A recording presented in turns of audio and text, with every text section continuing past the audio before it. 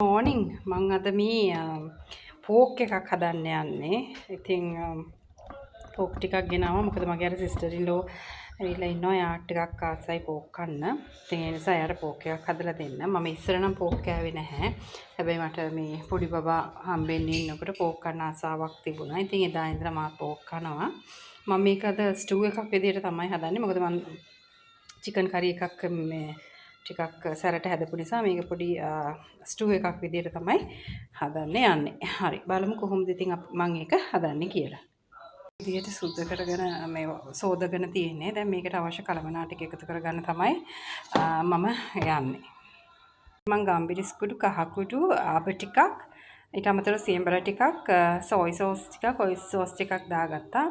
ලුණු ටිකකුත් දාගත්තා. ඉතින් මේක මික්ස් කරලා ඊළඟට මම මේක කුක් කරන්නයි යන්නේ. ලුණුයි ඉඟුරු කරපිංචා රම්පේ ඊට අමතරව මේ මගේ ළඟ මේ මාළු මිරිස් නැති නිසා මම කොච්චි ටිකක් එකතු කරා. ඊට අමතරව කුරුදු පොත්තක් දාලා මම මේක දැන් ලිපේ තියන්න යන්නේ. මම මේකට තෙල් වෙනම දාන්නේ මේ චිකන් මේ පෝක් වල තියෙන තෙල් කෑල්ලකින් තමයි මම මේ ටික චුට්ටක් මේ ටෙම්පර් කරගන්න යන්නේ.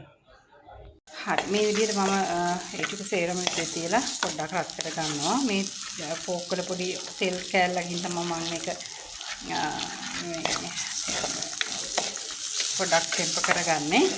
නැතුව වෙනම ආයේ මේකට මම තෙල් එකතු කරන්නේ නැහැ. පෝක් වල කොහොමද තෙල් තියෙන නිසා. මේක චුට්ටක් මෙහෙම බැලුනට පස්සේ මම පෝක් ටික මේකට එකතු කරගන්නයි යන්නේ. හරි මේ විදිහට මම පෝක් ටික එකතු කරගෙන චුට්ටක් වෙලා තියෙනවා. පොඩ්ඩක් වෙලා වහලා තියලා ඊට පස්සේ මම මේකට වතුර ටිකක් එකතු කරන එක තමයි කරන්නේ. මම මේකට වතුර ටිකකුත් එකතු කරා. මේ කළා තව පැය භාගයක් විතර මෙහෙම කුක් වෙන්න දෙනවා. වහලා තියන්න විතරයි තියෙන්නේ.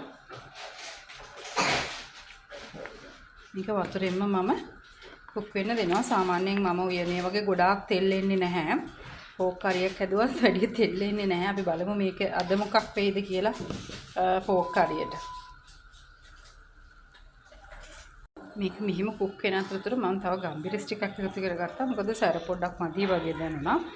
ඊට පස්සේ තව ගම්බිරිස් ටිකකුත් දාලා මම මේක මෙහෙම කුක් වෙන්න දෙන්න තමයි යන්නේ. මෙහෙම වහලා ටිකක් අඩු ගින්දරේ වගේ පැය භාගයක් මම කුක් කරගන්නවා.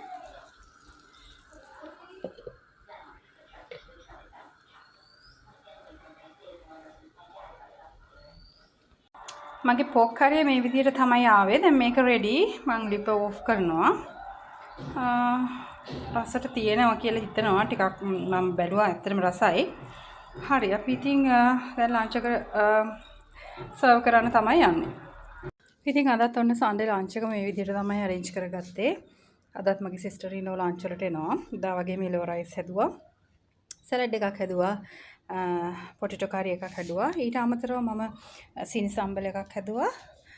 පෝක් එකක් හැදුවා. චිකන් එකයි පොටේටෝ කරි එකයි සලාඩ් එකයි තමයි සාමාන්‍යයෙන් වෙනදට හදන්නේ. නමුත් අද මම ස්පෙෂලි පෝක් කරි එකක් හැදුවා සහ සීනි සම්බල් එකක් හැදුවා. ඊට අමතරව පපඩම් තියන්න තියෙනවා. ওই ටික තමයි අද සන්ඩේ ලන්ච් එක. ඉතින් ලන්ච් එක දැන් ඒගොල්ලන් තාම ආවේ නැහැ. දැන් එන ගමන් ඉතින් ආව ගමන් ඒගොල්ලන් ලන්ච් එක ගන්න. මොකද දැන් ටිකක් පරක්කු වෙලා. දැන් එකමාරක් දෙකටත් කිට්ටු කරලා තියෙන්නේ. ඉතින් ඒගොල්ලන් ආව ගාම ලන්ච් එක ගන්නවා. ඉතින් ඔන්න ඔහොම අපේ සන්ඩේ ලන්ච් එක අද රෙඩි උනේ. ඉතින් අපිත් එක්ක රැඳිලා ඉන්න දෙකටම අපි හදන ස්පෙෂල් මොන හරි දෙයක් තියෙනවා නම් අපි ඔයගලන්ට එක ෂෙයා කරනවා. අපේ දවස් එදිනෙදා සිදුවෙන මොන හරි විශේෂ සිදුවීමක් අපි ෂෙයා කරනවා. ඉතින් හැමෝම අපිව සබ්ස්ක්‍රයිබ් කරලා තියාගන්න අලුත් අප්ඩේට්ස් ගන්න. ඉතින් ආයෙත් දවසක හම්බ වෙන්නම්. Good morning. ඔන්න ඉතින් අද උදේම මම හිතුවා ඉස්සෝ එකක් හදන්න ඕනි කියලා. ඇත්තටම රයිස් එක හැදුවා. මම අද සූදුරු බත් එකක් හැදුවේ. සූදුරු බත් එක හදලා ඒකට මම ඉස්සෝ එකක් හදන්න යනවා.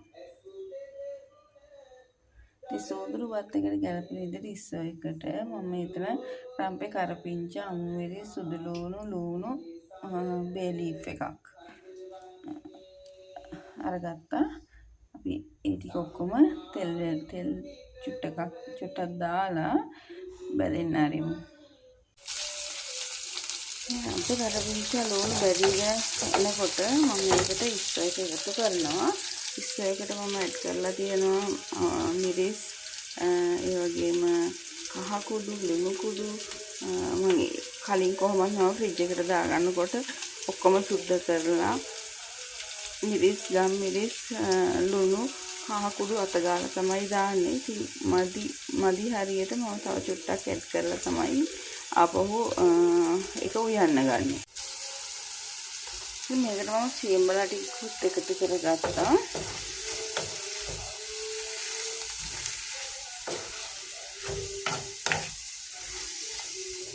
ඒකට මම ආපහු එකතු කරගන්නවා සෝයා සෝස් ටිකක්.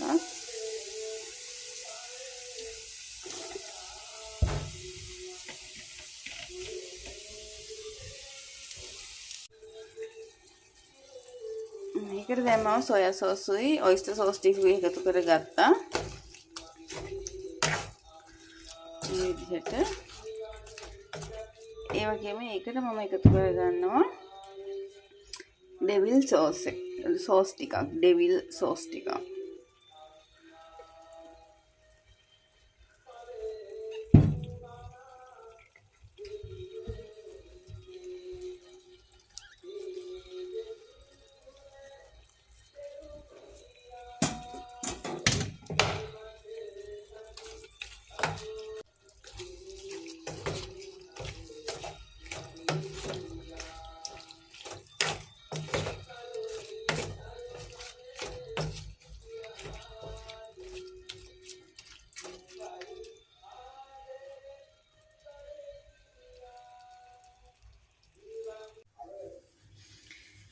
ඊළඟට මම හදන්න යනවා මේ මෂ්රූම් එකක්, බිම්මල් එකක්. මේ තියෙන්නේ මේ ඇබලෝන් බිම්මල් එක. මේක මම පොඩි කෑලි වලට කපලා, ගොඩාක්ම පොඩි වලට නෙමෙයි, ටිකක් පොඩි කෑලි වලට කපලා මේ එකට උණු වතුර දාගත්තා. සාමාන්‍යයෙන් අපි බිම්මල් ගන්න ගියාම ඔයගලන් දන්නවනේ කියනවා කියලා ඇබලෝන් එක තියෙනවා, ඊට පස්සේ ඔයිස්ටර් මෂ්රූම් එක තියෙනවා, බටන් මෂ්රූම් තියෙනවා, තව මිල්කි කියලා මෂ්රූම් එකක් තියෙනවා. ඒක ටිකක් හැමතිස්සෙම නැහැ. ඉතින් ඔය වගේ මේ එක එක විදිහේ හතු වර්ග එහෙම නැත්නම් මේ බිම්මල් වර්ග තියෙනවා. ඉතින් ඊට අමතරව අපිට වෙළඳ පොලේ ගන්න නැති ලේන හතු, ඉන්දලෝලු අනේ ඔය වගේ නොයෙකුත් වර්ගවල බිම්මල් තියෙනවා. ඉතින් අද මම අරගත්තේ ඇබලෝන් බිම්මල් එක. මම ඒකට කපා ගත්තා මිරිස් ටිකකුයි ලුණු නිකන් රින්ග්ස් වගේ තියෙන විදිහට කපා ගත්තා රවුමට. මේකට චුට්ටක් තෙල් දාගෙන ඒක රත් වුණාට පස්සේ මම මේ එකතු කරගන්නවා. මම මේ බිම්මල් එකට එකතු කරගන්නවා ලුණු ටිකක්, ඒ වගේම ගම් මිරිස් ටිකක්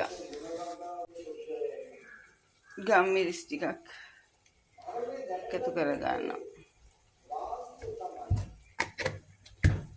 ඊට පස්සේ ඒක මම හොඳට කලවම් කරනවා. කලවම් කරලා රත් වෙච්ච තෙල් එකට දාගන්නවා.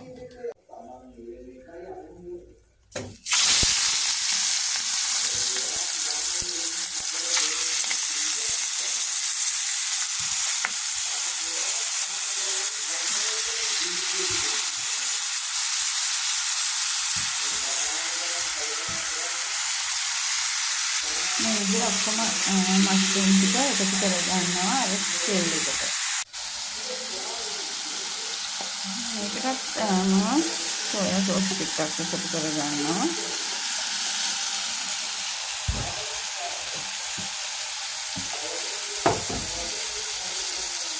ඒ වගේම ඔයිස්ටර් සෝස් ටිකක් එකතු කරගන්නවා.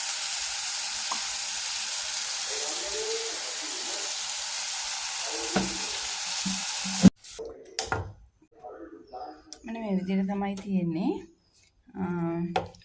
මම ලුණු ටිකයි මිරිස් ටික එකතු කරන ආයේ ගොඩක් තැම්බෙන්න තිබ්බේ නෑ. එහෙමම මිරිස් ටික පොඩක් අස්සට දාලා මෙහෙම රස්නෙන් තියෙන අරිනා ගින්දර නිවාගෙන. ඉතින් අද හදාගත්තේ සූදුරු බත් එකක් සහ මෂරූම් එකකුයි මෂරූම් චටක් වෙනස් විදිහකට හැදුවා. ඒ වගේම ඉස්සොත් මේ විදිහට තමයි පේන්න තියෙන්නේ.